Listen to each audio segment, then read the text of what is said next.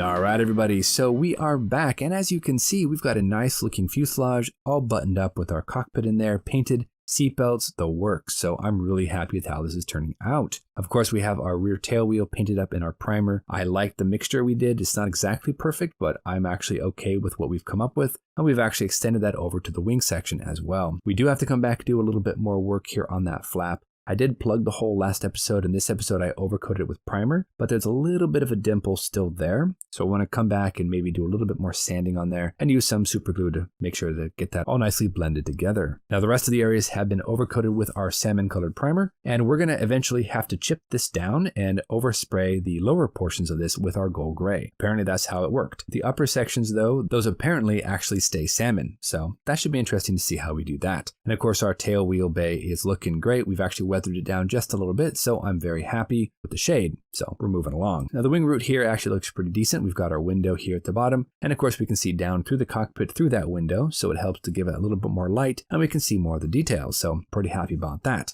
The front cowling area will need to have a little work done to it because there's a seam right there. That's going to take a couple swipes of the sanding files. We can glue it together and it should be okay. Shouldn't be too hard to do. And then everything in the back section here needs to be a little bit more cleaned up. And of course, we used our AK Real Colors. This is an awesome acrylic lacquer. I had a beautiful time with this. I did about a 1-to-1 mixture there of our Mr. Leveling Thinner as well as our AK paint, and it worked perfectly. I was able to spray that in a beautiful consistency. Didn't have any gunk up, didn't have any spattering, nothing like that. It was a beautiful job. Absolutely loved the paint. And of course, speaking of paint, we also did make our custom salmon color, and that turned out to be a decent mixture. I used 2 parts of our yellow green, 2 parts of our RLM 23 with our red color here, faded red. So I think that matched up well. Then I came in with a little bit of white just to go ahead and tint it down even more to that pink color. So yeah, I even have some left over. So in case I decide to build another Corsair relatively soon, that paint still should be pretty good. But I think we're going to go ahead and call it quits for today, guys. We've done a lot of work here on the Corsair. I'm absolutely loving this model. It's a great project. Everything fits together nicely. We've got some awesome parts and pieces stuck in there. We've got some custom wires. We've got a lot more work to do, of course. We've got work on the landing gears, work on the fuselage, wing roots, and of course, all the different parts and pieces for the flaps. But like I said, guys, I think we are done for today. Thank you so much for joining us here. I got to tell you, this is a great kit. I'm having so much fun with this particular build. So until our next episode, guys, you know the drill. Go out there, get yourself some bench time, have some fun, build something cool. Make sure to stop on by Joe's channel, check out his hamp, and we'll see you back here on episode 5 for our F4U-1 Corsair here on Rivals and Adversaries. Thanks for watching, guys. Take care of yourselves, and we'll see you soon.